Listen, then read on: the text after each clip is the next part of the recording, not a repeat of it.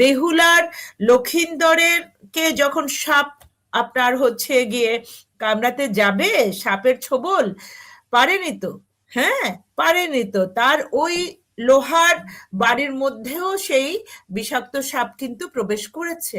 আপনি কেউটে সাপ আপনি গলার সঙ্গে ঝুলিয়ে রেখে সাংবাদিকতা রক্ষা বলুন, আপনার পত্রিকা রক্ষা বলুন, পত্রিকা অফিস, শুধুমাত্র গণমাধ্যমে, আপনার গণমাধ্যম রক্ষার জন্য গণভবনে আপনার প্রথম আলো ডেইলি স্টার ঢুকেনি বলে আজকে আপনি যে জিঘাংসা, যে প্রতিহিংসা, যে ভয়ঙ্কর বিভীষিকাময় দেশ আপনি তৈরি করে দিলেন আপনারা দুটো পত্রিকা মিলে।